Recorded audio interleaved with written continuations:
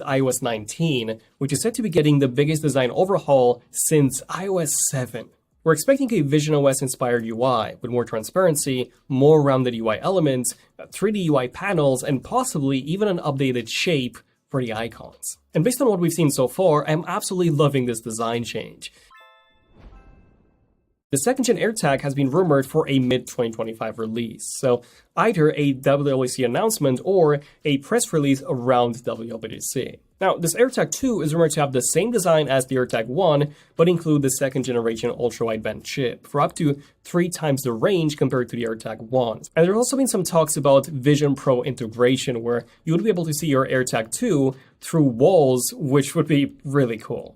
No, we are not getting side-by-side multitasking, but we are set to be getting Stage Manager when connected to an external display. This is set to work on any USB-C iPhone, so the iPhone 15 and newer, and work in a very similar way to how it works on the iPad. Which means that we'll get this Samsung DeX-like experience when you've got your iPhone connected to a monitor, and probably also when it's paired to an external Bluetooth keyboard and mouse. WatchOS 12, we are set to be getting some iOS 19-like UI updates, although WatchOS 12 would not be a full-on OS redesign like WatchOS 10 was. Instead, it would simply have some smaller UI changes. And Apple Intelligence is set to be coming to the Apple Watch as well, at least to some extent. We are set to be getting some Apple Intelligence-powered coaching, although none of these Apple Intelligence features are actually set to work on the Apple Watch directly, but rather they would run on the iPhone or the cloud, and then they would be pushed. An updated Mac Pro should be out around mid-2025, so a WWDC announcement would make a lot of sense. Although, aside from the chip upgrade to the M3 Ultra from the M2 Ultra, there aren't any other changes expected, which means that I would still not be recommending the Mac Pro over the Mac Studio. As well, Apple Intelligence is also getting some updates. More specifically, it is set to work with more first-party apps. Although the big contextually aware Siri updates, those have been pushed to 2026 or even 2027. The Apple Home Hub.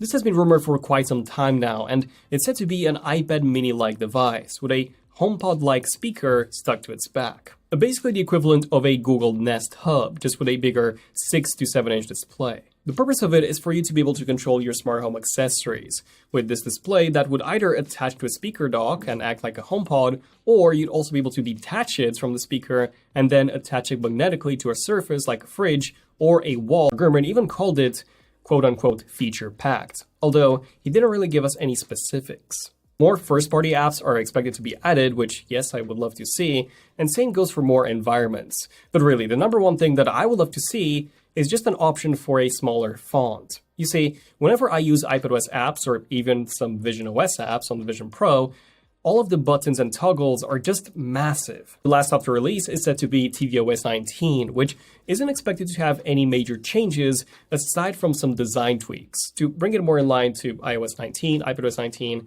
and the macOS 15 design changes. Oh, and if you're wondering about Apple Intelligence on the Apple TV, that is likely not coming out until the next Apple TV is released towards the end of this year, as the current Apple TV released in 2022 still runs on the A15 chip, and Apple Intelligence requires at least the A17 Pro.